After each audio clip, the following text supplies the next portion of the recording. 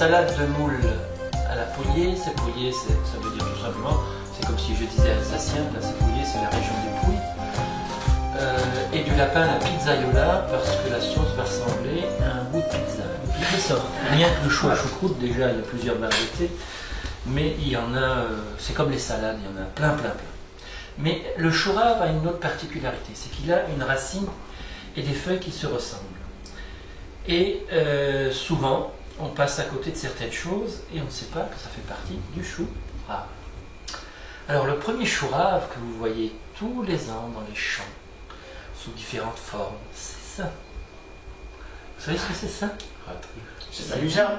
C'est du colza. C'est du colza, ouais. C'est du colza sauvage, mais que vous pouvez retrouver planté sous forme de moutarde, ou colza pour le bétail, ou pour l'huile, où on en retire de l'huile, une huile spéciale. Pas celui-là, c'est un colza spécial pour l'huile. Vous avez le chou rave, ce qu'on appelle le chou rave, que vous connaissez peut-être. C'est la boule verte, il y en a parfois des jaunes, et les feuilles sont bien sûr vertes, et elles ressemblent à un chou aussi, vous voyez. Après vous pouvez regarder.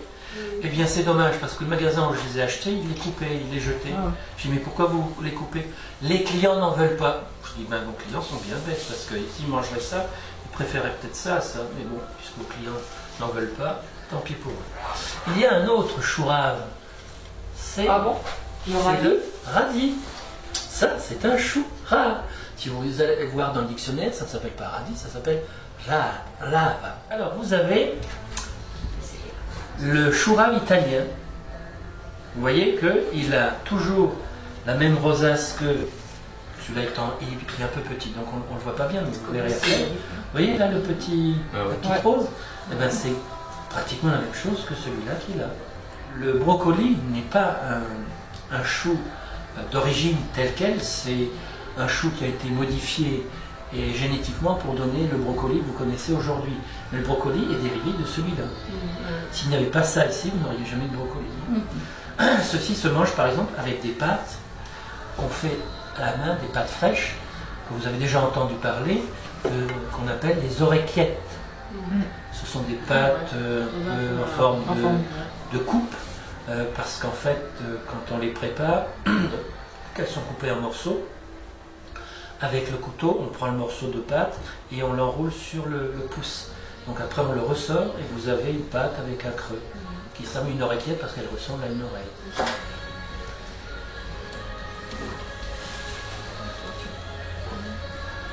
Au travail en musique.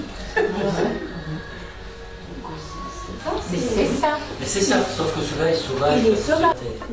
Et l'effet de cette plante, quand on veut régénérer une terre, on plante du colza. Comme l'Alsace était rattachée à l'Allemagne, donc on ne voulait pas. Mais par contre, une moutarde si tu manges allemande. ça, 2 heures après, t'es mort. Non, le lapin. Alors vous pouvez vous lever, venir là. Et tu prends l'huile d'olive pour le... Oui. Un peu. Pour la viande, un peu. Ouais, ça va. Comme ça sort. Ah, c'est pas une tonne, hein. Vraiment un petit filet.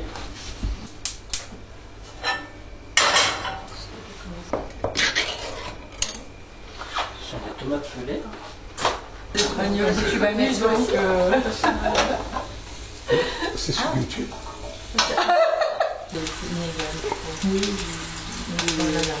Oula! Fasse gaffe à... Les couteaux, ils sont... On met un peu de poivre. Alors, sel, poivre...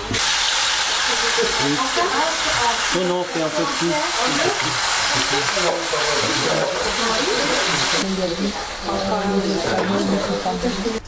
Les tomates.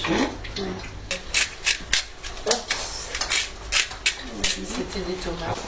Alors, je vais mettre du persil. Oui, vous pouvez. Pour gagner du temps. La belle-mère, elle en a tout plein. Alors là, il faut faire attention avec l'origan, de ne pas en mettre de trop. Parce que c'est fort. Parce que c'est très fort.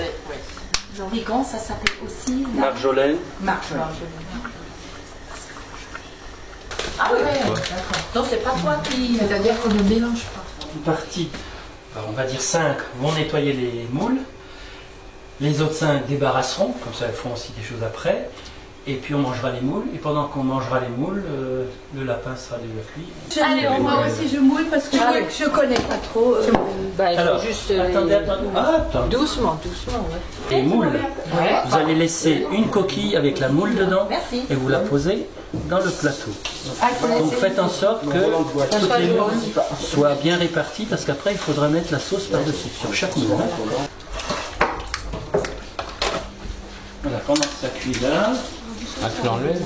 j'ai besoin Il faut la les autres peuvent venir détacher. voir comment on prépare la sauce. Et ensuite, là, ben, il y en a une qui a perdu sa coquille. Là. Vous les posez de telle façon que Ça fasse joli. pour que ce soit bon au regard. N'oubliez pas que ce que vous faites là, vous allez faire. Il faut de l'ail que j'ai là, du poivre, de l'huile. Et normalement pas de sel parce que la moule est déjà salée. Là, il faut le peler ou tu prends de l'ail en poudre? Moi je prends de l'ail en poudre. On va d'abord mettre le persil dans votre conteneur. Comme les crassepots. Donc je mets du poivre. Celle qui reste fermée, je prends. Je mets de l'ail. Je vais prendre les petits trous pour éviter d'en mettre trop. Mais on peut mettre de l'ail frais aussi. Oui, je ne mets pas d'ail frais parce qu'il va être coupé plus gros que celui que j'ai ici. Et comme il y a des personnes qui n'aiment pas trop l'ail ce soir, donc j'en mets pas trop. Voilà. Alors qu'est-ce qu'on fait pour qu'il n'y ait pas de pépins? On met un morceau. Ah, celle-là aussi. Je ne veux pas avoir éternué avant. Bien sûr, à la maison, vous avez un presse-citron. Il passe pas.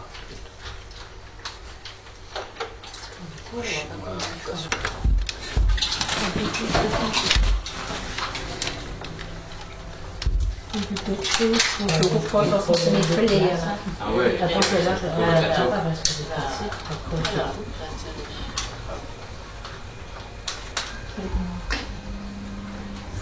Voilà. On l'ail, le persil, l'huile d'olive. Il y a eu déjà pas de sel, il y a eu un peu de poivre, il me semble. Oui. Oui. T'as pas mis de sel? Non. Non, on faisait Les moule. moules sont déjà Oui. un peu nettoyées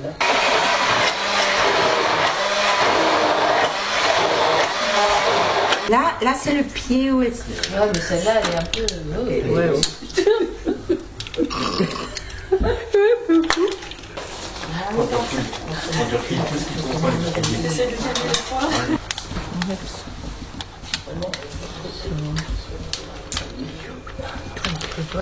Lavez-vous les mains.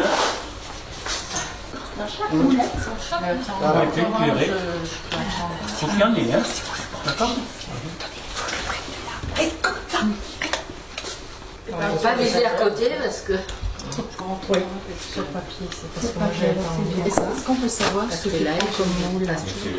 Je vous souhaite bonne dégustation. Comment on dit en italien? Comment on dit? Bon appétit.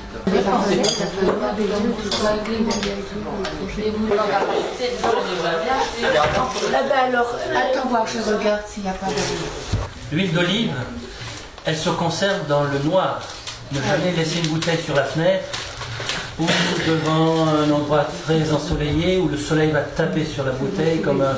Là, votre huile, je lui donne 3-4 jours, elle tourne. Donc elle doit être conservée au frais et au noir. Alors elle a des goûts. Et c'est là où vous devez faire attention. L'huile d'olive se fait à partir de 2 types d'olives. Soit de l'olive verte, soit de l'olive noire. L'olive verte, c'est celle qui va être cueillie jusqu'au mois de novembre. À partir de novembre, l'olive va commencer à noircir. Elle va devenir noire pour être cueillie en décembre, janvier, février, étant le dernier mois de culture et de cueillette de l'olive. Plus l'huile va être verte, plus elle aura un goût d'herbe sauvage et d'artichaut, c'est le goût qui revient le plus souvent. Plus elle va devenir noire et plus elle va être très parfumée. Voilà, en allant sur Alors, les pâtes que je vous fais là ce soir, ça s'appelle des mafaldines napolitaines. Donc, on les appelle aussi parfois lasagnettes. C'est pas le vrai nom. Dans le Nord, on va l'appeler lasagnette. Mais à Naples, c'est des mafaldines. Voilà, vous voyez, c'est une grande, une petite lasagne ou une grande nouille.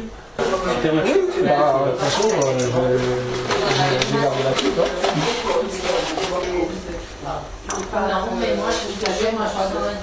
On va laisser ramollir un peu et on va tourner.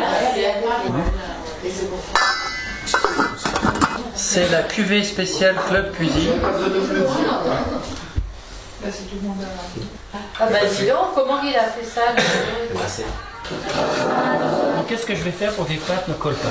Le jus qui est en trop. Oh merde. Je suis bourré. J'écoute tout.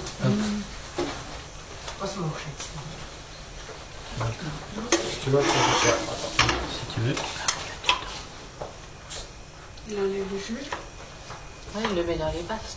Il met les choses dans les pâtes. On remue et vous verrez que quand on fera d'autres pâtes, je vais les faire sauter à la poêle. Je prends des pâtes. Je les mets là. Non, mais pas trop. Non, c'est pas trop. C'est rien ça. Non, mais pour tout le monde, elle est un peu pas.